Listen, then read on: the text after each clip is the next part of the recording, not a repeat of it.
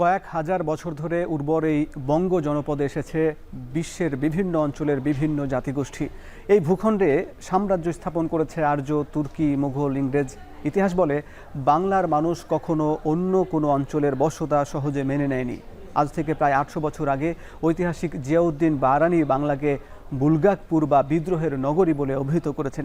এই বিদ্রোহের নগরী ১৯৭১ সালে স্বাধীন হয়েছে। তবে এই ৫৪ বছরে সংঘটিত হয়েছে অভ্যুত্থান, পাল্টা অভ্যুত্থান, গণ অভ্যুত্থানের পর কিভাবে সরকার গঠন হয়েছে, অভ্যুত্থান পরবর্তী সরকার জনগণের আকাঙ্ক্ষা কতটা পূরণ করেছে, আলোচনা করতে চাই আজকে ভোটের ট্রেনে। সঙ্গে আছি আমি হাসিব বিল্লাহ। বাংলাদেশের রাজনৈতিক ইতিহাসে ৬৯, ৭৫, ৯০ এবং ২৪ সালের গণ অভ্যুত্থান আমাদের রাষ্ট্র এবং শাসন কাঠামোতে বেশ বড় পরিবর্তন এনেছে। আলোচনা শুরুতে অভ্যুত্থানের প্রেক্ষাপটগুলো দেখে নিতে চাই।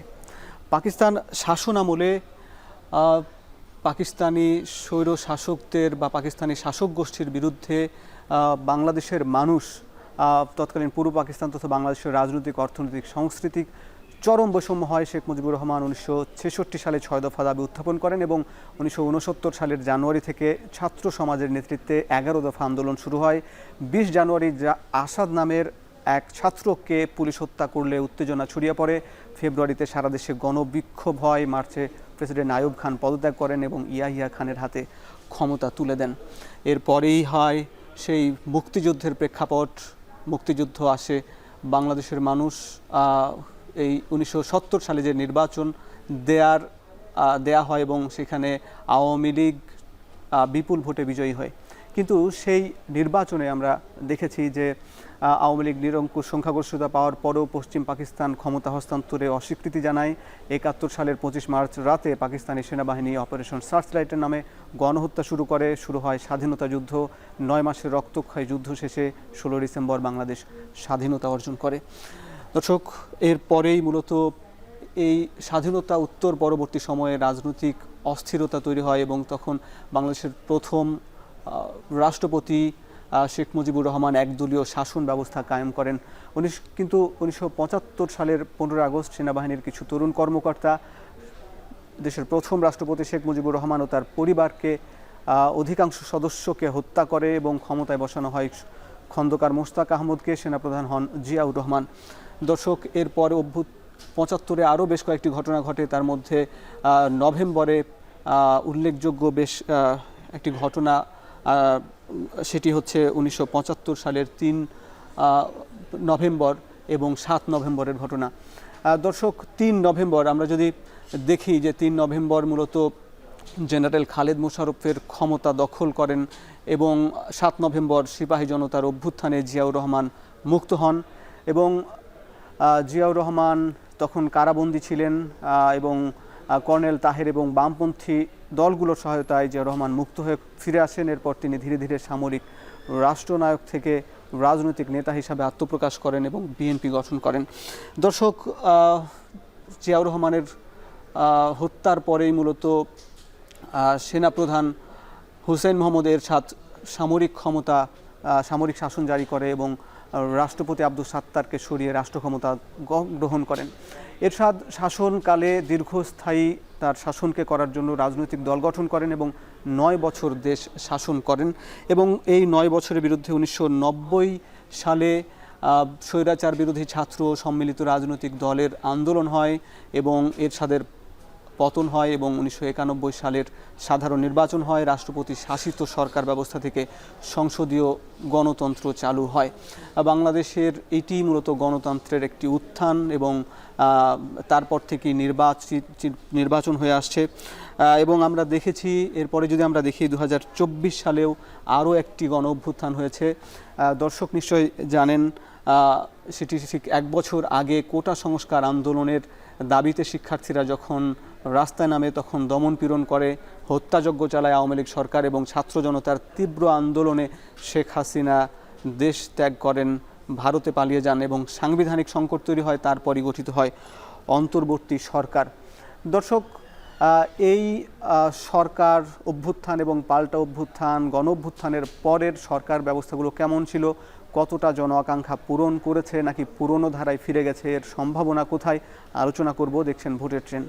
দর্শক, আজ স্টুডিওতে আলোচনার জন্য যুক্ত আছেন ২৪ অভ্যুত্থানের নেতা জাতীয় নাগরিক পার্টির যুগ্ম সদস্য সচিব সাইফ মুস্তাফিজ।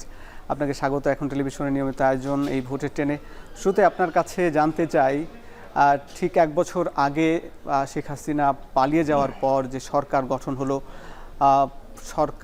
অন্তর্বর্তী সরকার প্রধান ডক্টর ইউনূসের ব্যাপারে সাধারণ মানুষ অনেক বেশি তাকে যেমন চিনতেন, জানতেন, বিশ্বব্যাপী তার জনপ্রিয়তাও ছিল, কিন্তু অন্যান্য উপদেষ্টাদের নিয়োগের ব্যাপারে কারা ভূমিকা রেখেছে, আসলে কিভাবে এই অন্তর্বর্তী সরকার গঠন হলো, একটু আপনার কাছ থেকে জানতে চাই। আচ্ছা, 5 আগস্টের পরের রিসেন্টলি অনেকগুলো ইতিহাস আসলে এখন জনসম্মুখে প্রায় চলে আসছে। ব্যাপারটা হয়েছে যখন আসলে অভ্যুত্থানটি সংগঠিত হওয়ার পরে ছাত্র জনতার এক ঐতিহাসিক এক বিজয়ের সন্ধিক্ষণে আমরা দেখতে পেলাম আসলে সেনাবাহিনীর কাছে কিছু রাজনৈতিক দলরা গেল, তারা একটা কি দুরভিসন্ধি হয়তো বা করতে নিয়েছিল, সেটা সফল হয়নি। সে জায়গায় ছাত্র জনতা একটা বড় ভূমিকা পালন করেছে। পরবর্তীতে সে সময় বড় রাজনৈতিক দলের যারা আছেন, তারেক জিয়া সাহেব থেকে শুরু করে জামাতে ইসলামের যারা আছেন, অন্যান্য রাজনৈতিক দলগুলো যারা আছেন, তাদের সাথে একরকম আলাপ আলোচনা হয় এবং একটা সব স্টেক হোল্ডার যারা আছেন সবার একটা ঐক্যমতের জায়গা থেকে এই সিদ্ধান্ত আসছিল যে একটা জাতীয় সরকারের দিকে যাওয়া যায় কিনা। তো সেখানে দেখা গিয়েছে যে বিএনপির থেকে একটা বড় রকমের নো ছিল। তো সেই জায়গায় তখন সেই সময়ের সব থেকে আমাদের কাছে মনে হয়েছে এবং যারা স্টেক হোল্ডাররা মনে হয়েছে সে সময় দায়িত্বভার গ্রহণ করার জন্য প্রফেসর মোহাম্মদ ডক্টর ইউনূসই সব থেকে পারফেক্ট ব্যক্তি। তো আমরা তাকে অ্যাপ্রোচ করি এবং অন্যান্য রাজনৈতিক দলের সেক্ষেত্রে পূর্ণ সায় ছিল এবং তারা সেটি সমর্থন করেছে এবং অন্যান্য যারা উপদেষ্টা ছিল তাদের মতামতের ভিত্তিতে আসলে তারা নির্বাচিত হয়েছেন। সে সময়ে যারা প্রিভিয়াসলি দায়িত্বশীল বিভিন্ন পদে ছিলেন অথবা অভ্যুত্থানের আগে আওয়ামী লীগের এই 17 বছর ধরে বিভিন্ন নিপীড়নের শিকার হয়েছেন সেরকম কিছু মানুষ এবং যারা এই অভ্যুত্থানের সময়টায় সামনের থেকে একটা সিভিল সোসাইটির প্ল্যাটফর্মে বলি বা অন্যান্য জায়গা থেকে যে ভূমিকাটা রেখেছে তার জায়গা থেকেও নির্বাচনের একটা মাপকাঠি ছিল এবং বিএনপি, জামাতে ইসলামী এবং অন্যান্য রাজনৈতিক দল এবং যারা বৈষম্য বিরোধী ছাত্র আন্দোলনের সামনের সারির যারা নেতৃত্বে ছিলেন তারা মিলেই মূলত সিদ্ধান্ত নিয়েছেন এবং প্রফেসর মোহাম্মদ ডক্টর ইউনূস স্যারকে যখন আমরা অ্যাপ্রোচ করি তার কিছু পরিকল্পনা ছিল যে তার কিছু লোক তিনি সিলেক্ট করেছিলেন। আচ্ছা, কিন্তু সব মিলিয়ে রাজনৈতিক দলগুলোর আপনি বলছেন ঐকমত্য ছিল।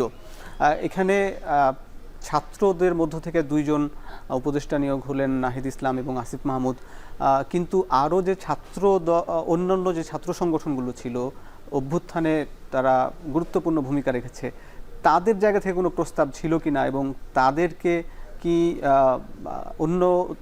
তারা যেহেতু এই বৈষম্যবিরোধী ছাত্র আন্দোলনের নেতারা যেহেতু স্থান পেয়েছে, অন্য ছাত্র দলের নেতাদেরকে আহ্বান জানানো হয়েছিল কিনা একটু জানাবেন। দেখেন না, আমাদের যারা ছাত্ররা ছিলেন তারা প্রথমত আসলে এই ক্ষমতাতে যাওয়া বা এই জায়গাতে তাদের কখনোই চিন্তা ছিল না। মূলত এই বডিটাকে লেজিটিমেট বডি হিসেবে যাতে কাউন্টেবল করা যায় সেক্ষেত্রেই ছাত্রদের থেকে একটি অংশ আসলে সেখানে গিয়েছে এবং সেই জায়গা থেকে সংখ্যাটা হয়তো আরও একটু বেশি হতে পারতো। এই নিয়ে আমাদের মধ্যে আমরা চেয়েছিলাম যেন ধরেন প্রাইভেট ইউনিভার্সিটি, মাদ্রাসা বা অন্যান্য সব জায়গা থেকে যদি 1/3 যদি আমরা আসলে ওইখানে নিতে পারতাম সেটা আমাদের জন্য ভালো হতো।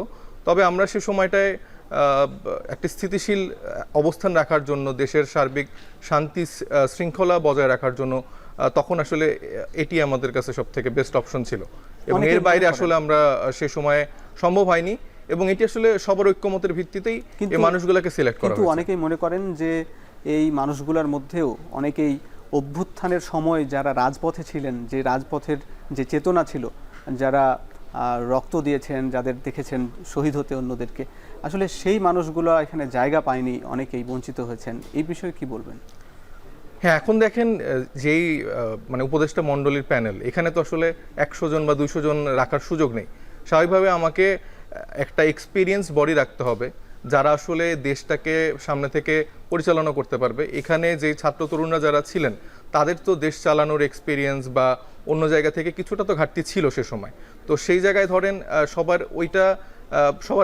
ওই ঐক্যমতটা ছিল যে এই বডিতে জানি লেজিটিমেট হয় সেই জন্য 2 জন বা 3 জন যদি বা এর থেকে কিছু বেশি সংখ্যক ছাত্র প্রতিনিধি বা তরুণরা যারা সামনের সারিতে আন্দোলনে ভূমিকা রেখেছে বা সামনের থেকে নেতৃত্ব দিয়েছে সেটার একটা প্রস্তাবার জায়গা ছিল। বাট আপনি যেটা বলছেন সেটা আসলে যদি জাতীয় সরকার গঠন হতো তাহলে আমার মনে হয় যে অভ্যুত্থানের সময় বা তার পূর্বের যেই অভ্যুত্থানের সময় যে আন্দোলনগুলো ছিল সেখানে যারা সামনে থেকে ভূমিকা রেখেছে বা তাদের যে জার্নিটা ছিল সবাইকেই রাখা যেত যদি জাতীয় সরকারের ফরম্যাটটা হতো। তবে আমরা আসলে খুবই আশাহত হয়েছি যে সে সময় সেটি সফল হয়নি রাজনৈতিক দলগুলোর জন্য।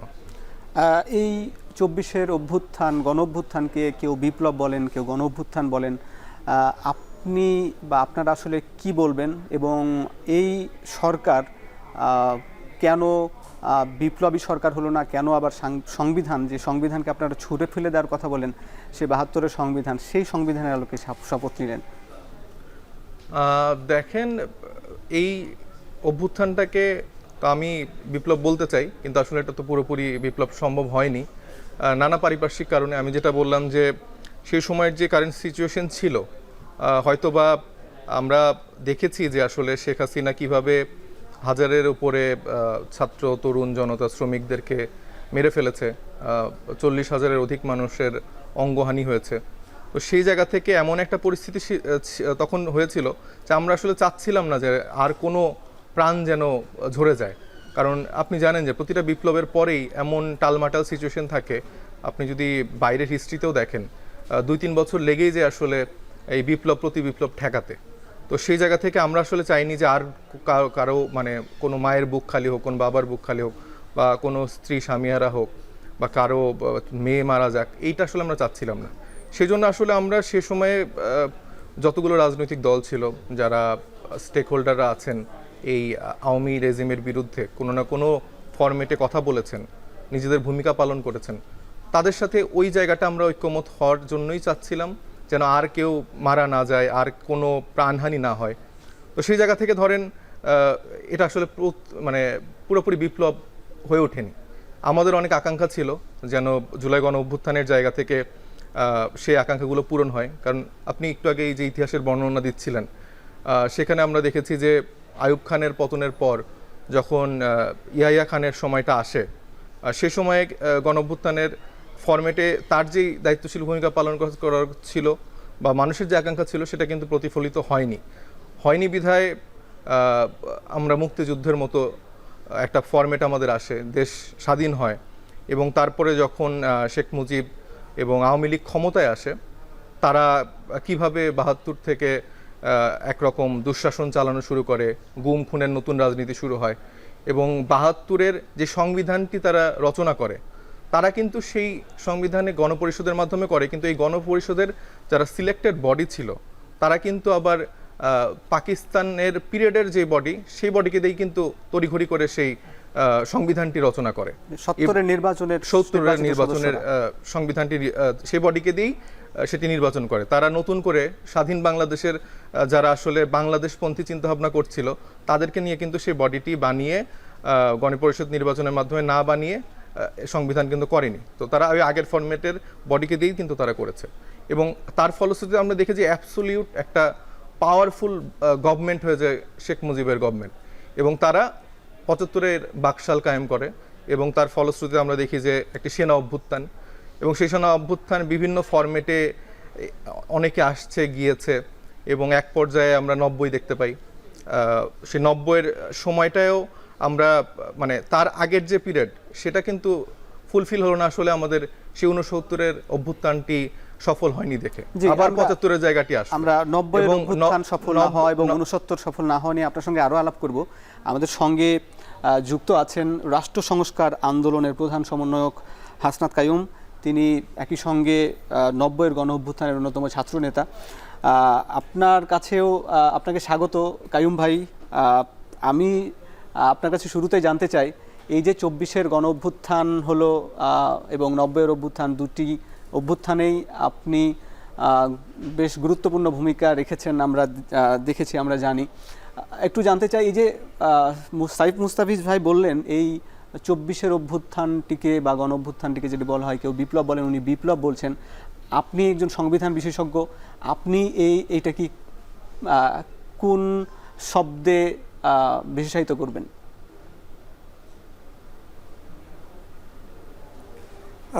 ধন্যবাদ আপনাকে এবং সহ-আলোচক সাঈদকেও। আমি আপনার প্রশ্নে যাওয়ার আগে একটু একটা কথা বলে রাখতে চাই। আসলে সাঈদ যখন আসলে 24-এর সরকার গঠনের পটভূমিটা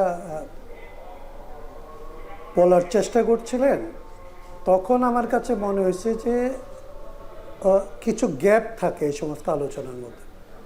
যেমন ছাত্রদের দিক থেকে এখন বলা হয় যে তারা একটা জাতীয় সরকার করার জন্যে 5 তারিখের পরে বিএনপির সাথে কথা বলছিল, এবং এই কথাটা যখন বলে তার সাথে এই কথাটাও বলে যে বিএনপি সহ অপরাপর রাজনৈতিক দলগুলির সাথে তারা আসলে কথা বলছে। এইটা কিন্তু এই অংশটা সত্য না। আমি শুধু এইটুকু বলতে চাই, আমি এই তর্কটা করতে চাই না যে কিভাবে কি হইলো না হইলো, কিন্তু আমি এইটুকু বলতে চাই যে তারা বিএনপির সাথে আলাপটা করতে পারে, কিন্তু অপরাপর রাজনৈতিক দল, আমি জামাতের প্রশ্নটা জানি না, এর বাইরে যেমন গণতন্ত্র মঞ্চ ছিল, অপরাপর রাজনৈতিক সংগঠন যারা ছিল তাদের সাথে ওরা আলাপ করেছে, এরকম কোনো ঘটনা আমাদের জানা নাই।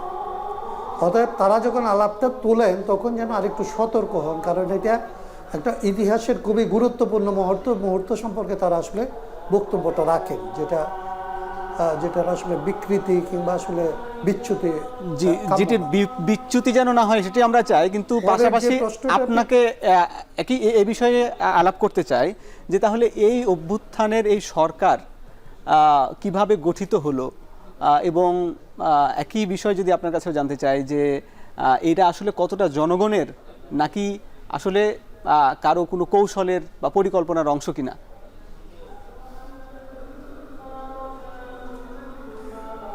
আমি আপনাকে এই সম্পর্কে খুব বিস্তারিত বলতে পারবো না। একটা হচ্ছে যে আমি 5 তারিখে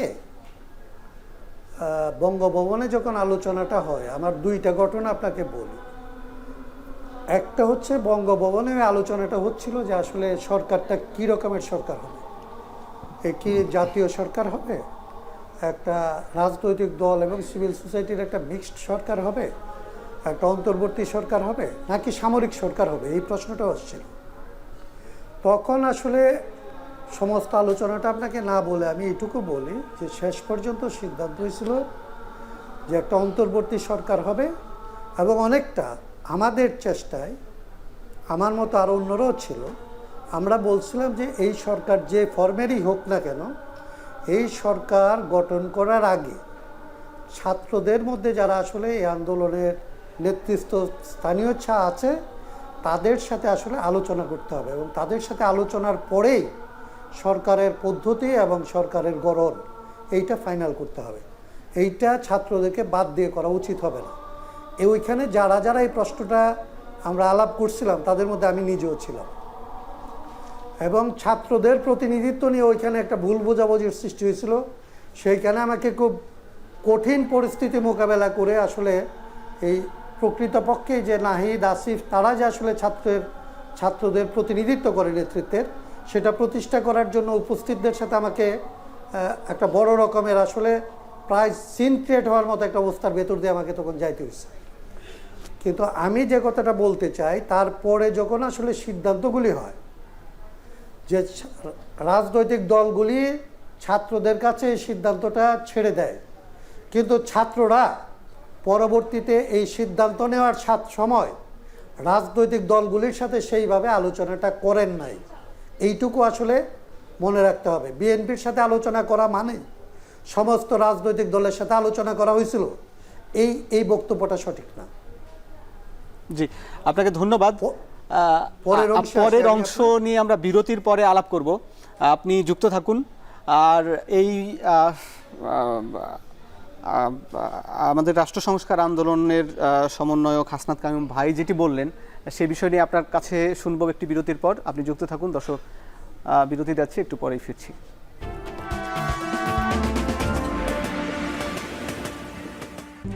RICL TMX, যুগের পর যুগ স্থাপনা থাকে মজবুত।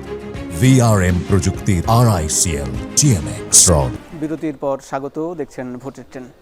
ভোটের ট্রেনে আজ আলোচনায় যুক্ত আছেন জাতীয় নাগরিক পার্টির যুগ্ম সদস্য সচিব SM সাইফ মুস্তাফিজ, এবং আমাদের সঙ্গে অনলাইনে যুক্ত আছেন রাষ্ট্র সংস্কার আন্দোলনের প্রধান সমন্বয়ক হাসনাত কায়ুম, এবং মাত্র যুক্ত হলেন ব্যাংকক থেকে যুক্ত হয়েছেন বিএনপির সমাজ কল্যাণ বিষয়ক সম্পাদক কামরুজ্জামান রতন। তারা দুজনেই 90 গণ অভ্যুত্থানের তৎকালীন ছাত্রনেতা এবং অভ্যুত্থান 24-এও তারা গুরুত্বপূর্ণ ভূমিকা পালন করেছেন। দর্শক, আমরা একটু দেখে নিতে চাই 90-এর অভ্যুত্থানে বেশ কিছু রূপরেখা ছিল 3 জোটের, সেই রূপরেখাগুলো কী ছিল এবং সেগুলো কতটা বাস্তবায়ন হয়েছে একটু দেখে নিতে চাই। সেখানে ছিল 90 অভ্যুত্থানের 3 জোট, মূলত আওয়ামী লীগের নেতৃত্বে 8 জোট, 8 দলের জোট, বিএনপির নেতৃত্বে 7 দলের জোট, এবং এখানে বামপন্থী দলগুলোর নেতৃত্বে একটি জোট ছিল, এবং জামাত ইসলামী আলাদাভাবে এখানে যুক্ত ছিল। সব কিছু মিলিয়ে যে সবগুলো দল ঐকমত্য হয়েছিল যে স্বৈরাচারী শাসনের অবসান এবং গণতন্ত্র প্রতিষ্ঠা এবং অন্তর্বর্তীকালীন তত্ত্বাবধায়ক সরকার গঠন, ভোটাধিকার নিশ্চিতকরণ, নির্বাচনের মাধ্যমে ক্ষমতা হস্তান্তর, আইনের শাসন ও মৌলিক অধিকার প্রতিষ্ঠা, গণমাধ্যমের নিরপেক্ষতা, সাংবিধানিক ধারাবাহিকতা, রাজনৈতিক শিষ্টাচার। দর্শক, এইগুলোর মধ্যে রাজনৈতিক শিষ্টাচার, সাংবিধানিক যে ধারাবাহিকতা, আইনের শাসন, মৌলিক অধিকার প্রতিষ্ঠা, এইগুলো কিন্তু বাস্তবায়ন হয়নি। এবং দর্শক, এই যে বাস্তবায়ন যেমন হয়নি, সেই 90-এর আকাঙ্ক্ষা, 24-এর আকাঙ্ক্ষা নিয়ে মানুষের ভাবনা কি, এছাড়া এর আগে যে সংস্কার নিয়ে অভ্যুত্থানের পর মানুষের মধ্যে যে ভাবনা ছিল, বর্তমান সময়ে এসে তারা কি বলছেন আমরা একটু জেনে নিতে চাই। আমাদের সঙ্গে এই বিষয়ে সাধারণ মানুষ মতামত দেবেন। সাতক্ষীরার থেকে যুক্ত হচ্ছেন হাসান রাজীব। অধিকার আদায়ের জন্য এ জনপদের মানুষকে বারবার সংগ্রাম করতে হয়েছে। ব্রিটিশ বিরোধী আন্দোলন থেকে শুরু করে পাকিস্তানি শাসকদের বিরুদ্ধে 9 মাসের সশস্ত্র সংগ্রাম, মুক্তিযুদ্ধের মধ্য দিয়ে তৈরি হয় নতুন এক রাষ্ট্র। তবে ফের শোষিত হতে হয়েছে জনগণকে, তৈরি হয়েছে নতুন নতুন স্বৈরাচারের বিরুদ্ধে হয়েছে প্রতিরোধ, আন্দোলন, গণ অভ্যুত্থান। 75, 90 ও সবশেষ 24-এর অভ্যুত্থানের সাক্ষীরা এখনও জীবিত। প্রত্যাশা ও প্রাপ্তির কথা জানবো তাদের কাছ থেকে। দেখেন, আমরা দীর্ঘদিন ধরে দেখছি বাংলাদেশে প্রত্যেকটি সামাজিক পরিবর্তন এবং বৈষম্যের বিরুদ্ধে গণ অভ্যুত্থান হয়েছে, আন্দোলন হয়েছে, এবং গণ অভ্যুত্থানে যে পরিবর্তনটা হয়েছে সেটি কিন্তু ভালোর জন্য হয়েছে, ইতিবাচক পরিবর্তন হওয়ার জন্য। কিন্তু আমরা আলটিমেট দেখেছি সেটি হয়নি। জীবন ও মানের নিরাপত্তা, এটা আমাদের সবার প্রত্যাশা। আশা করি আমাদের এই জুলাই অভ্যুত্থানের পরে আমাদের সকলের প্রত্যাশা পূর্ণ হবে। প্রতিটি গণ অভ্যুত্থানের নেতৃত্ব দিয়েছে তরুণ এবং ছাত্ররা। সেই ছাত্ররা কি বলছেন তাদের নতুন বাংলাদেশের প্রত্যাশা নিয়ে জানতে চাই তাদের কাছে। আমাদের যে 24-এর অভ্যুত্থান পরবর্তী যে স্বপ্নগুলো ছিল সেগুলো এখনও পুরোপুরি বাস্তবায়ন হয়নি। আমাদের যে মূল লক্ষ্য ছিল বৈষম্যহীন সমাজ, সেখানে আমরা দেখছি আজও বৈষম্য শিকার হচ্ছে মানুষ। আন্দোলনের পরবর্তী সময় আমরা ভেবেছিলাম যে এগুলো হয়তো চেঞ্জেস আসবে, আমরা পরিবর্তন চেয়েছিলাম আগের মতো এখন না থাকুক। আমরা আসলে আলটিমেটলি স্বাধীনতা চেয়েছিলাম, কিন্তু পরবর্তী সময় যদি আমরা দেখতে পাই, পরবর্তী সময় সিন্ডিকেট আরও বেড়েছে। প্রতিটি অভ্যুত্থানের পর মানুষ দেখেছে পরিবর্তনের আশা, কিন্তু যুগে যুগে গণ অভ্যুত্থানের পর সেই আশার কতটা বাস্তবায়ন হয়েছে। 90-এর গণ অভ্যুত্থানের পরে সেটা মনে হয়েছিল যে বাংলাদেশে একটা নিরপেক্ষ নির্বাচন হলো, সুষ্ঠু নির্বাচন হলো, বিএনপি ক্ষমতায় আসলো।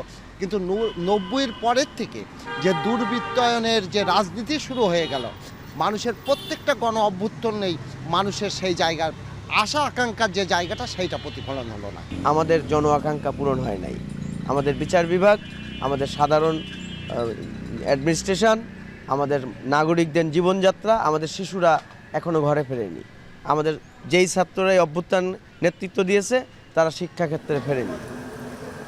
অতীতের গণ অভ্যুত্থানের পর মানুষ স্বপ্ন দেখেছে, সেই স্বপ্ন কতটা বাস্তবে রূপ নিয়েছে তা নিয়ে রয়েছে নানা বিতর্ক। তবে 2024-এর গণ অভ্যুত্থান পরবর্তী নতুন বাংলাদেশের যে স্বপ্ন দেখছে মানুষ, তা কতটা বাস্তবে রূপ নেবে সেটি দেখার অপেক্ষায় তারা। হাসান রাজীব, এখন সাতক্ষীরা। স্থানীয় মানুষদের আলাপ শুনছিলাম, তাদের আকাঙ্ক্ষাগুলো বাস্তবায়ন হয়নি, সে বিষয়গুলো বলছিলেন। আমরা এই বিষয়ে জানবো। আমাদের সঙ্গে যুক্ত আছেন 90-এর অভ্যুত্থানের সে সময় ছাত্রনেতা এবং রাষ্ট্র সংস্কার আন্দোলনের প্রধান সমন্বয়ক হাসনাত কায়ুম ভাই যুক্ত যেমন আছেন, মাত্র যুক্ত হয়েছেন কামরুজ্জামান রতন, বিএনপির সমাজ কল্যাণ বিষয়ক সম্পাদক। কামরুজ্জামান রতন ভাই, আমরা শুনছিলাম যে 90-এর অভ্যুত্থান হয়েছে এবং এর আগেও অভ্যুত্থান, গণ অভ্যুত্থান হয়েছে, 24 অভ্যুত্থান হলো, মানুষের আকাঙ্ক্ষা সেভাবে বাস্তবায়ন হয়নি। আপনি 90-এর অভ্যুত্থানের সময় ছাত্রনেতা, কি বলবেন কেন সেই 3 জোটের রূপরেখা বাস্তবায়ন হলো না? ধন্যবাদ আপনাকে। আমাদের 71, 90 এবং সর্বশেষ যে 24, আমরা প্রত্যাশা জনগণ থেকে যা পাওয়ার সবসময় আমরা সেটা পেয়েছি। আমরা যারা রাজনীতিবিদ বা পরবর্তীতে শাসন ক্ষমতায় আমরা যারা এসেছি, সেই শাসকরাই আমরা বলতে গেলে বলবো যে আমরা 71-এর যে মুক্তিযুদ্ধের চেতনা, মানবিক মর্যাদা, সাম্য এবং রাষ্ট্র ব্যবস্থায় যেই ধরনের প্রতিশ্রুতি ছিল, সেই প্রতিশ্রুতিগুলো আমরা পরবর্তী সরকারের কাছে আমরা দেখিনি। 90-এর 3 জোটের যে রূপরেখা, সেখানেও আমরা ওই রূপরেখার পরবর্তীতে আমরা কিন্তু বাস্তবে আমরা সেগুলো দেখিনি। পরবর্তীতে 24-এর যে গণ অভ্যুত্থান, যেটা এখনো জলজলা, এখন বিভিন্ন ইস্যুতে আমাদের মধ্যে যারা আমরা সংগ্রামে সবাই এক কাফেলায় ছিলাম, কিন্তু বর্তমানে আমরা পরবর্তীতে যারা রাষ্ট্র ক্ষমতায় যাব, যারা আমরা নিজস্ব আদর্শ এবং নিজস্ব নীতিমালার ভিত্তিতে আমরা যারা রাজনৈতিক কর্মসূচি নিয়ে ভোটের জন্য মানুষের কাছে যাব, আমরা এখন সত্যিকার অর্থে আমরা এখন দ্বিধা বিভক্তি এবং আমাদের মধ্যে মত পার্থক্য তৈরি হয়েছে, এটা সত্য। এই চেতনার সাথে মানুষের যারা অংশগ্রহণ করেছে বিভিন্ন সংগ্রামের, সেই সংগ্রামের সাথে এই চেতনার বা বর্তমান যে প্রেক্ষাপট, এটা কোনো মিল নেই। সত্যিকার ভাবে আমি বলতে চাই, আমরা রাজনীতিবিদরা এবং দলীয় আদর্শের দৃষ্টিভঙ্গি থেকে আমরা কেউ উপরে উঠতে পারিনি। আমার মনে হয় পরবর্তীতে রাজনীতিবিদদের সবচেয়ে দায়িত্বশীল এবং জবাবদিহিতার মধ্যে থাকলেই আমরা মনে করব জনগণ আমাদের উপর প্রত্যাশা এবং ভরসার যে জায়গাটা, সেটা জনগণ রাখবে। তা আমি মনে করি প্রতিটি রাজনৈতিক দল এইভাবে নিজেদেরকে সচেতন, সতর্ক করে জনগণের জবাবদিহিতা এবং স্বচ্ছতা, রাজনীতিবিদদের স্বচ্ছতার যে একটা জায়গা থাকে এবং কমিটমেন্টের যে জায়গা থাকে, এইখানে এইটা পূরণের কোনো ব্যত্যয় এবং এটা পূরণের অল্টারনেট কোনো ওয়ে আমাদের কাছে জানা নেই। আপনি দায়িত্বশীলতার জায়গার কথা বলছেন, আপনার কাছে একটু জানতে চাই যে 90-এর অভ্যুত্থানের পর 91 যে সরকার গঠন হলো, সেটি তো বিএনপির সরকার গঠন করেছে এবং সেখানে তো সরকারি দল হিসাবে তার যে দায়িত্ববোধের জায়গা থেকে সেটা কতটা বাস্তবায়ন হয়েছে? এইখানে আমার স্পষ্ট বার্তা, যেই ব্যবস্থার মধ্যে ফেসিবাদ লুকিয়ে থাকে তার নিরসনের জন্য কিন্তু বর্তমানে আমাদের দল সব গণতন্ত্র প্রেমিক সমস্ত দলগুলোকে নিয়ে কিন্তু 31 দফা দিয়েছে। নিশ্চয়ই আমাদের 91-এর যে আমাদের সরকার ছিল, ওই সরকারের মধ্যে জনগণের প্রত্যাশা আমরা পূরণ করতে পারিনি দেখি কিন্তু আমাদের একটা বিপর্যয় ঘটেছে।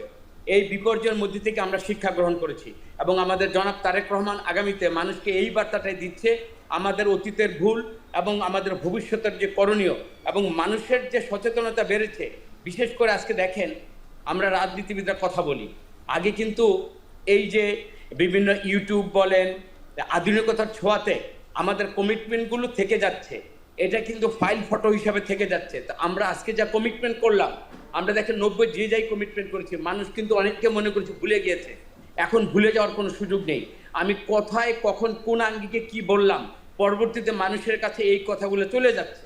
সুতরাং আমি মনে করব 91-তে যদি আমাদের ভুল থেকেও থাকে, আমরা সেই ভুল স্বীকার করছি এবং ভুল থেকে ভবিষ্যতের জন্য আমরা নিজেদেরকে এই জন্য সংস্কারের কথা বলেছি এবং আত্মশুদ্ধির মাধ্যমে আমরা জনগণের কাছে ভবিষ্যতে একটা সৃষ্টিশীল, একটা আধুনিক বাংলাদেশ এবং প্রতিশ্রুতিশীল বাংলাদেশ, যেখানে দুর্নীতি থাকবে না, যেখানে মানুষের অপছন্দনীয় কোনো জিনিস আমরা রাষ্ট্রে এবং আমাদের দলীয়ভাবে কেউ কোথাও দেখবে না। এই জন্যই কিন্তু আগামী দিনের একটা সুন্দর ভবিষ্যতের প্রত্যাশায় আগামী দিনের সুন্দর ভবিষ্যতের প্রত্যাশা করছেন। এই পর্যায়ে আমি সাইফ মুস্তাফিজের কাছে যাই, এনসিপি নেতা। যেমনটি বললেন, 90-এর অভ্যুত্থানের সে সময় ছাত্রনেতা, তারা বলছেন যে বিএনপি সেখান থেকে শিক্ষা নিয়ে আগামীতে দেশ গড়বেন, দেশ গড়ার জন্য তারা কাজ করবেন এবং একই সঙ্গে দায়িত্বশীলতার পরিচয় দিবেন বলছেন, বা রাজনৈতিক দলগুলোর দেয়া উচিত বলে মনে করছেন তিনি। আপনি কি মনে করেন যে বিএনপি বা অন্য রাজনৈতিক দলগুলোই যে 24-এর অভ্যুত্থানের পরে এসে সেই দায়িত্বশীলতার জায়গার পরিচয় দিচ্ছে, নাকি আরও দিন দিন এই দূরত্বগুলো বাড়ছে? আমি যেটা মনে করি, আসলে দুঃখর সাথেই বলতে হয় যে আসলে আমি মনে করি যে আসলে সেটা রাজনৈতিক দলগুলো পারছে না, বা যে কমিটমেন্টের আশাটা আসলে জনগণ চেয়েছিল আমাদের কাছ থেকে, সেটা আমরা আসলে দিতে পারিনি। এই জন্য আপনি ইতিহাসেরটা আমি একটু টানতে চাই যে 69, 75, 90 এবং এখন 24, এই আগের যে 3 টার্মের যে ব্যাপার, অভ্যুত্থানের ব্যাপার, সেখান থেকে রাজনৈতিক দলগুলো যদি শিক্ষা নিত, তাহলে আসলে 1 বছরে এত অনাচার, এত দুর্নীতি, এত চাঁদাবাজি, এত টেন্ডারবাজি, এগুলো আসলে মানুষ সম্মুখীন হতো না। মানে ধরেন আমি এনসিপি বা ভাই বিএনপি বা জামাত ইসলামী, আমরা আসলে ক্ষমতায় না যেয়ে এখন এতটা ভয়ানক হয়ে গেছি, সেখানে আসলে মানুষ, আমরা যারা ক্ষমতায় যাব, ধরেন বিএনপি গেল বা জামাত গেল বা এনসিপি গেল, তারা আসলে কতটা ভয়ানক হয়ে উঠতে পারে, হয়তো তারা সেই সুযোগের অপেক্ষায় আছে যে আরও কত ভয়ানকতর হয়ে উঠতে পারবে। সো আমার মনে হয় না যে আসলে বিএনপি বা এদের পূর্বের শিক্ষা থেকে তারা কোনো শিক্ষা নিয়ে থাকলে আসলে তাদের সেই জায়গাটা আমরা দেখতে পেতাম। এটা অবশ্যই আমি বলতে চাই যে বিএনপির যারা সিনিয়র লিডারশিপের জায়গা আছে, তাদের অনেকেই দায়িত্বশীলতার পরিচয় দিচ্ছেন, আবার অনেক সিনিয়র লিডাররাই আছেন তারা অনেক দায়িত্বজ্ঞানহীন আচরণ করছেন, জিব্বা কেটে দিতে যাচ্ছেন, মারতে চাচ্ছেন। তো এরকম আচরণবিধিও আমরা দেখতে পাচ্ছি। তো সেই জায়গা থেকে আমার মনে হয় না আসলে এই পরিবর্তনটা এইভাবে সম্ভব। আর উনি সংস্কারের কথা বললেন, যেই সংস্কারের জন্যই কিন্তু মূলত এনসিপি ফাইট করে যাচ্ছে, এবং একটা ঘোষণাপত্র যেটি আসলো সেটি মূলত আমাদের সাথে প্রতারণাই করা হয়েছিল। আমরা যেখানে বারবার বলেছিলাম যে আমাদের যেই মূলত সংস্কারের জায়গাগুলো, মেইন মৌলিক সংস্কারগুলো, যেগুলো আসলে ঐক্যমত্য কমিশনে ঘন্টার পর ঘন্টা বসে একরকম ঐক্যমত্যে আসা হলো, 19টা মেজর মৌলিক সংস্কারের জায়গায় যখন একমত হওয়া হলো, সেটা আসলে কোন ভিত্তিতে পরিপূর্ণ হবে সেটা আমরা দেখলাম যে পরবর্তী নির্বাচিত সরকারের দ্বারা। যেটা আমি একটু শেষ করি, আমাকে 1 মিনিট দেন। যেটা আমরা পূর্ববর্তী সময়ে আমি যেটা বললাম যে 69-এর পরে যখন মুক্তিযুদ্ধের পর স্বাধীন হয়ে শেখ মুজিব সরকার গঠন করলেন, তারা যেরকম ফেইলিয়ার হলো, কারণ গণপরিষদ নির্বাচন তাদের আগের ফরম্যাটে করেছে, যেখানে সেই বডি নিয়ে একটি সংবিধান বানিয়েছে যার স্ট্রাকচারের ভিতরে ফুল অফ পাওয়ার, এবং সেটি সবাই এনজয় করেছে। পরবর্তীতে কিন্তু আর কোনো গভর্নমেন্ট এসে সেটি কিছুটা সংশোধন করেছে, কিন্তু সেটি কিন্তু পরিবর্তন করেনি। এই জায়গায় এনসিপি বারবার বলছে আমরা নতুন সংবিধান চাই, গণপরিষদ নির্বাচন চাই, এবং এর ব্যত্যয় হলে আসলে নতুন করে বাংলাদেশের মানুষ প্রতারিত হবে। এবং এনসিপি মানে ঘোষণাপত্রের জায়গায় সে জায়গাটা তারা পায়নি, কিন্তু জুলাই সনদে তারা নিশ্চিত করতে চায় যে এই বিষয়গুলোর জন্যই মাস্ট আসে। তার আগে আসলে যদি আমরা নির্বাচনের দিকে যাই, আমরা আবার আসলে প্রতারিত হব, সেই দিকে আমরা যেতে চাই না। আর কায়েম ভাইয়ের ব্যাপারটা একটু মেনটেন করতে চাই। কায়েম ভাই আমাদের অত্যন্ত শ্রদ্ধার, এবং আমাদের এই জার্নির সাথে তার একরকম ফাইট অবশ্যই আছেন। কিন্তু সেই সময়টাতে আমি বলেছিলাম যে বিএনপি সহ বড় রাজনৈতিক দলগুলো, স্পেশাল তারেক জিয়া সাহেব এবং জামাত বা কিছু মানুষের সাথে আমাদের সে সময় কথা হয়েছে, হাসান কায়েম ভাই বা অনেকেই সে সময় যুক্ত ছিলেন না, এটা আমি স্বীকার করছি। জি, অনেক ধন্যবাদ। আপনারা যুক্ত থাকুন, আরেকটা বিরতির সময় হয়েছে, দর্শক ভোটে টেনে নিচ্ছে, আরও একটা বিরতি, ফিরছে একটু পরে।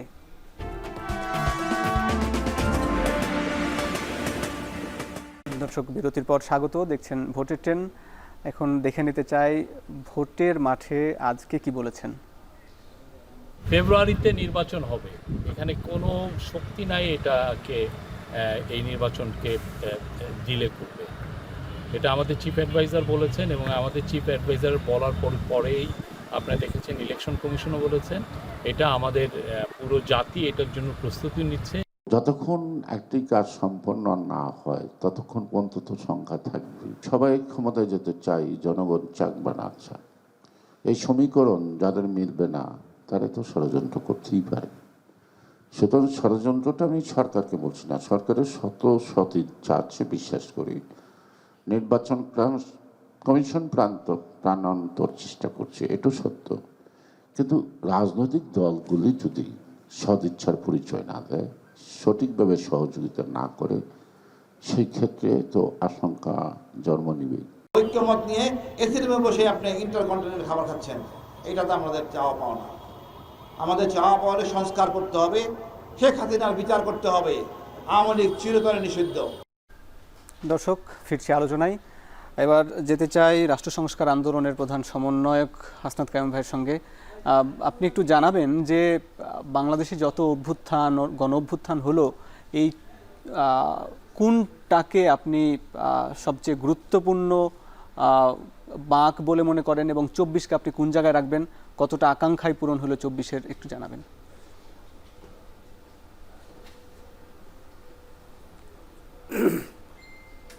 আসলে যে কয়টা অভ্যুত্থান আমাদের কাছাকাছি সময় হয়েছে সেটার মধ্যে 69 একটা বড় অভ্যুত্থান, এবং 69-এর আউটকাম যদি দেখেন তাহলে 69-এর পরে আসলে 70-এর নির্বাচন এবং 71-এর মুক্তিযুদ্ধের ভেতর দিয়ে এইখানে একটা বড় রকমের পরিবর্তন ঘটছিল। বাঙালিদের বা এই ভূখণ্ডের মানুষের আসলে নিজেদের মতো করে একটা রাষ্ট্র, নিজের মতো করে একটা সংবিধান, নতুন করে যাত্রা, জাতি হিসেবে দুনিয়াতে আসলে নিজেদের জাতি রাষ্ট্র গড়ে তোলার যে ব্যবস্থা, এইটা হচ্ছে অনেক বড় ব্যাপার। এবং এটার সূত্রপাত অনেকগুলো, কিন্তু ধরেন 69-কে ওইখানে একটা বড় বাকবদল বলবেন। 90-এর যে অভ্যুত্থান, সে অভ্যুত্থান ছিল মূলত আমরা যখন এটার মধ্যে ছিলাম আমাদের আকাঙ্ক্ষা ছিল দুইটা। আমরা মনে করতাম তখন পর্যন্ত যে নির্বাচনই হচ্ছে আসলে একটা গণতান্ত্রিক ব্যবস্থা, এবং সামরিক সরকার বা সামরিক শাসন যারা চালায় বা ক্যান্টনমেন্ট থেকে যারা আসে তারা হচ্ছে আসলে গণতন্ত্রের শত্রু। তার মানে আমাদের মধ্যে তখন দুইটা ধারণা কাজ করতো, যে গণতন্ত্র মানে হচ্ছে সিভিলিয়ানদের একটা সরকার, একটা ওয়েস্টমিনিস্টার সিস্টেমের সরকার, অর্থাৎ মন্ত্রী পরিষদ শাসিত সরকার, এবং নির্বাচনের ভেতর দিয়ে এটা ঘটলে আসলে জনগণের এক ধরনের অধিকার প্রতিষ্ঠা হয়। এর বেশি তখন পর্যন্ত আসলে খুব স্পষ্ট করতে পারি না, যদিও আমরা ছাত্রদের 10 দফার মধ্যে রাজনৈতিক অধিকারগুলি কিভাবে যুক্ত করা যায় সেটার জন্য তখনও পর্যন্ত আমরা এক ধরনের তর্ক কিংবা আসলে বিতর্ক এগুলির ভিতরে ছিলাম। 24-কে কি বলবেন? 71-এর পর থেকে যদি ধরে, জি, 24 হচ্ছে 71-এর পরে সবচাইতে বড় বাকবদল। 24 হচ্ছে 71-এর আগের এবং 71-এর পরের যে রাজনৈতিক প্যারাডাইম ছিল, সে প্যারাডাইমটা থেকে আসলে শিফট করেছে। এর আগে পর্যন্ত আলাপটা ছিল এরকম, গণতন্ত্র করতে হলে অমুক দলকে বসাইতে হবে, তমুক দলকে বসাইতে হবে, অমুককে সরাইতে হবে, তমুককে সরাইতে হবে, সামরিক সরকারকে বাদ দিতে হবে, বেসামরিক সরকার আনতে হবে, এরকম। এই প্রথম আসলে বাংলাদেশের রাজনীতিতে গণতন্ত্রের জন্য আসলে সাংবিধানিক যে পরিবর্তনগুলি লাগবে, অর্থাৎ একটা রাষ্ট্রের সংবিধান কি হবে, রাষ্ট্রের ক্ষমতা কাঠামো কেমন হবে, অর্থাৎ নির্বাচন ব্যবস্থা কি হবে, বিচার ব্যবস্থা কি হবে, সংসদ কি হবে, আইন কীরকম হবে, মানুষের মৌলিক অধিকার কীরকম হবে, রাষ্ট্রীয় প্রতিষ্ঠানগুলি কীরকম হবে, এই সমস্ত বিষয়কে রাজনীতির এজেন্ডাভুক্ত করছে হচ্ছে 24-এর অভ্যুত্থান। জি, এইবার কতটা অর্জন হবে সেটা বড় কথা না, জি, কিন্তু বাংলাদেশ একটা নতুন রাজনীতির। জি, আপনাকে ধন্যবাদ। আমাদের 24-এর ব্যাখ্যাটা আপনার কাছ থেকে শুনেছি। আমরাও চাই যে 24-এর যে আকাঙ্ক্ষা সেটি পূরণ হোক। আপনাকে এখানে থামাতে হচ্ছে। এই পর্যায়ে যাচ্ছি বিএনপির সমাজ কল্যাণ বিষয়ক সম্পাদক কামরুজ্জামান রতন ভাই, আপনার কাছে একটু জানতে চাই সংক্ষিপ্ত করে, এই যে সাইফ মুস্তাফিজ ভাই কিছুক্ষণ আগেই যে বললেন এই সংস্কার নিয়ে বিএনপি সেইভাবে অগ্রসর হচ্ছে না বা বিএনপি সেইভাবে সহযোগিতা করছে না, ছোট করে আপনি কি বলবেন? আমি এনসিপির আমার ভাইকে বলতে চাই, যখন ডক্টর ইউনূস সবাইকে নিয়ে একটা জুলাই একটা ঘোষণাপত্র পাঠ করলেন, ওখানে কিন্তু নাহিদ অন্যান্য সবাই ছিলেন। আমি মনে করি দীর্ঘদিন 68 দিনের আলোচনার পরে একটা জুলাই ইশতেহার এখানে ঘোষণা হয়েছে। ওনাদের যদি কোনো দাবি থাকে এবং দাবির প্রতি যদি কোনো সমর্থন থাকে, যৌক্তিকতা থাকে, এটা নিয়ে ওনারা কথা বলতেই পারেন। এখানে আমি একটা কথা ওনাকে আমি বলবো যে আমার দলের ভিতরে কারা জিব্বা কাটতে চায়, তারা কি অশ্রাব্য ভাষায় কথা বলতে চায়, এটা আমাদের দলীয় স্ট্যান্ড না। সেখানে যদি আমাদের তারেক রহমান এবং মহাসচিব যদি এই ধরনের কোনো পার্সিক্যাল বা কোনো যদি দুর্বৃত্তায়নের কোনো কথা বলতো, সেইটাকে আমরা কগনিজেন্সে নিতাম এবং ওইটাকে আমি আমলে নিতে চাই। তো আমরা সবাই মিলে এখানে হাসনাত কাইয়ুম ভাই যিনারা আছেন, সবারই কিন্তু সংগ্রামের ইতিহাস আছে। আমরা কিন্তু অতীতের কোনো কালিমা বা অতীতের ব্যাড এক্সাম্পলের দিকে যদি আমরা যাই, জাতিটা আর এগোবে না। এখানে এতটুকু কথা বলতে চাই, আমরা দুর্বৃত্তায়নের বিরুদ্ধে আমরা লড়ছি এবং লড়বো। আগামী দিনে সবাই সচেতন থাকুক। নিশ্চয়ই বিএনপি আগামী দিনে দুর্বৃত্তায়নের বিরুদ্ধে লড়বে, এই প্রত্যাশা রাখি আপনার কাছেও। আমাদের সময় প্রায় শেষ হয়ে আসছে, আপনাকে ধন্যবাদ জানাচ্ছি। এবং যারা যুক্ত ছিলেন অনলাইনে, দুইজন কামরুজ্জামান রতন ভাই এবং হাসনাত কাইয়ুম ভাই, দুজনকে ধন্যবাদ জানিয়ে আপনাদেরকে ধন্যবাদ জানাচ্ছি। এবং সাইফ মুস্তাফিজ ভাই, আপনার কাছে শেষ পর্যায়ে আসি, যেটি বললেন রতন ভাই, দুর্বৃত্তায়ন চান না, আবার একই সঙ্গে আপনারাও আবার কটাক্ষ ভাষায় কথা বলছেন বিএনপির প্রতি। আসলে এইটাই কি আপনাদের রাজনীতি? না, ডেফিনেটলি এটা আমাদের রাজনীতি না। আমরা একটি সহাবস্থানের রাজনীতি চাই। আমরা চাই নতুন বাংলাদেশে যেন আগের পুরনো কালচারের যে ফ্যাসিজম চর্চা হতো, যেভাবে অন্য রাজনৈতিক দলগুলোকে ট্রিট করা হতো, সেটা আমরা চাই না। এই জন্যই আমরা তুলে ধরছি যেন আমাদের যারা সিনিয়ররা আছেন, বয়োজ্যেষ্ঠরা যারা আছেন, যাদের একটা অংশ এরকম করে কথা বলছেন, তারা যেন না বলে। আমাদের এন থেকে কিন্তু আমরা এরকম করে কোনো কথা বলছি না। আমরা তুলে ধরছি যেন তারা আসলে দেখেন, তারেক জিয়া সাহেব থেকে শুরু করে অন্যান্য যারা সিনিয়র লিডারশিপের জায়গা কিন্তু আছেন, আপনাদের তারা নেতারা যেন কিন্তু নোটিস করেন। অনেকেই এই কঠিন ভাষায়, একবার তির্যক ভাষায় কথাবার্তা বলেন এবং ব্যক্তি আক্রমণ করেন। আপনারা মানে কেন এই পন্থা? আপনাদের তো নিয়ে মানুষের একটা স্বপ্ন ছিল যে সহাবস্থানের রাজনীতি, মধ্যপন্থা রাজনীতি যেটি বলে আসছেন, সেটি আসলে কতটা হচ্ছে, নাকি আসলে এই 2400 ফিকে হয়ে যাচ্ছে? কি বলবেন? না, আমরা তো আমাদের নাহিদ ইসলাম, আমাদের আহ্বায়ক, আমাদের সদস্য সচিব আক্তার হোসেন, আমাদের যারা প্রথম সারির নেতারা আছেন, তাদের মুখ থেকে আমি শুনিনি এরকম করে বক্তব্য আসছে। কোনো কথার পরিপ্রেক্ষিতে কোনো কথা হয়তো আসতে পারে, কিন্তু আলাদা করে কাউকে টার্গেট করে এরকম করে কোনো কথা আমাদের তরুণ নেতাদের মুখ থেকে আমি মনে করি না যে এসছে। এবং তারা যথেষ্ট দায়িত্বশীল আচরণ করে আসছে 5 আগস্টের পর থেকে, যেখানে আমি বারবার মেনশন করেছি যে বিএনপির মতো বড় রাজনৈতিক দলগুলো একরকম অভিভাবকের মতো করে আসলে এই অভ্যুত্থান পরবর্তী সময় সবাইকে নিয়ে এগোতে পারতো, যেটা আসলে তারা বিফল হয়েছে। সংস্কারের জায়গাটা বারবার বাধাগ্রস্ত হয়েছে এবং পরবর্তী নির্বাচনের মাধ্যমে যে সরকার আসবে তারা এটি করবে বা এটা বলা হয়েছে। এবং আমরা দেখতে পেয়েছি যে প্রথমে জুনের একটা সময়সীমা ছিল নির্বাচনের, সেটি আলাদা করে লন্ডনে যে যাওয়ার পরে সেটা ফেব্রুয়ারিতে চলে আসলো এবং এখন একটা ডেটও দেওয়া হলো।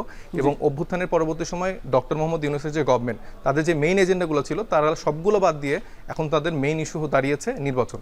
আমরা নির্বাচনের বিপক্ষে না, আমরা অবশ্যই নির্বাচন চাই, এটা নেক্সট মান্থে হতে পারে। তবে আমাদের মেইন কথা হচ্ছে যে সংস্কারটা যেন হয়, বিচার যেন আমরা দেখতে পাই এবং গণপরিষদ নির্বাচনের মাধ্যমে আমরা সংবিধান পরিবর্তনের কথা বলছি। কারণ এই সংবিধান যদি পরিবর্তন না হয়, তাহলে আমরা পূর্বের যে ফ্যাসিবাদ কাঠামো দেখে এসেছি সেটা আবার নতুন করে কোনো না কোনো সরকারের ফরম্যাটে আসবে। জি, অনেক ধন্যবাদ দর্শক, আপনারা যারা দেখলেন সবাইকে ধন্যবাদ জানাচ্ছি। এবং আমরা মনে করি যে এই গণ অভ্যুত্থানের আকাঙ্ক্ষা সেগুলো বাস্তবায়ন হোক এবং মৌলিক সংস্কার এবং বিচার হয়েই নির্বাচনটি হোক। ধন্যবাদ জানাচ্ছি সবাইকে এবং দর্শক যারা দেখলেন সবাইকে ধন্যবাদ জানিয়ে দেখা হবে আগামী পর্বে।